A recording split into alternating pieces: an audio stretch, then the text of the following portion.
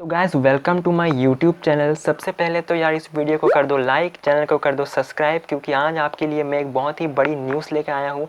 वो ये है कि अब टिकटॉक अमेरिका और ऑस्ट्रेलिया में भी बैन होने जा रहा है। दोस्तों, जैसे कि आपको पता है, इंडियन गवर्नमेंट द्वारा 59 चाइनीज़ एप्लीकेशंस को एक साथ बैन लगाने के बाद पूरी दुनिया में हड़कंप मचा हुआ है। और इंडियन गवर्नमेंट ने इन चाइनीज़ एप्लीकेशंस को देश की सुरक्षा के लिए खतरा बताकर इनको बैन किया है।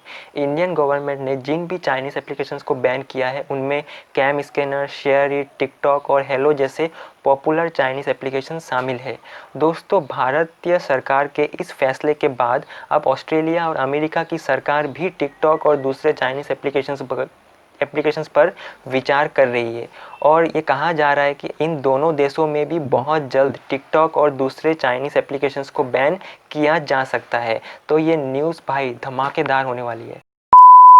दोस्तों, अमेरिका में राज्य के सचिव माइक पोम्पियो ने ये कहा है कि अमेरिकी सरकार देश में टिकटॉक और दूसरे चाइनीज़ एप्लीकेशंस पर प्रतिबंध लगाने पर विचार कर रही है। और उन्होंने साथ में ये भी कहा है कि अमेरिकी प्रशासन चाइनीज़ एप्लीकेशंस को बहुत गंभीरता से ले रहा है। हालांकि इससे पहले भी अमेरिका में टिकटॉक और दूसरे चाइनीज़ कंपनियों पर विवाद हो चुका है। और यही नहीं, बल्कि अमेरिकन सेना ने टिकटॉक पर बैन भी लगा दिया था।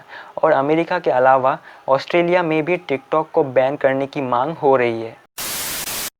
दोस्तों, चाइनीज़ एप्लीकेशंस को लेकर हमेशा से ही एक बात सामने आती रही है कि वो ऐप के ज़रिए यूज़र के डाटा को चाइनीज़ गवर्नमेंट के पास भेजता है। हालांकि थोड़ी दिन पहले ही टिकटॉक ने ये कहा है कि चाइनीज़ गवर्नमेंट ने उनसे कभी भी यूज़र के डाटा की मांग नहीं की है, और यदि कभी फ्यूचर में मांग करती भी है तो वो उन्हें ठुकरा देंगे। अब इस बात में कितनी सच्चाई है या फिर नहीं है, ये तो हम सभी अच्छे से जानते हैं।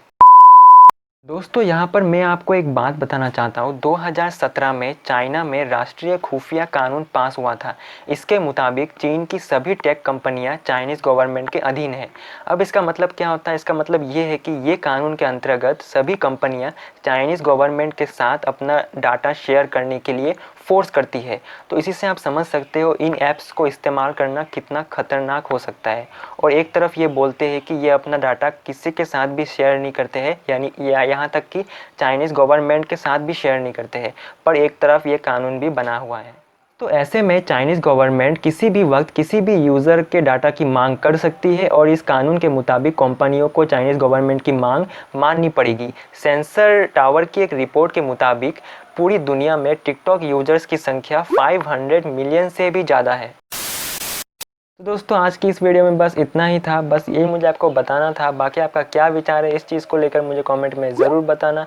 बाकी आपको क्या लगता है कि टिकटॉक वापस इंडिया में आना चाहिए या फिर नहीं, या फिर टिकटॉक जैसी कोई इंडियन एप्लीकेशन बननी चाहिए? तो ये मुझे कमेंट में बताना ज़रूर। बाकी मिलता हूँ फिर एक नई वीडियो में, तब तक के लिए धन्यवाद।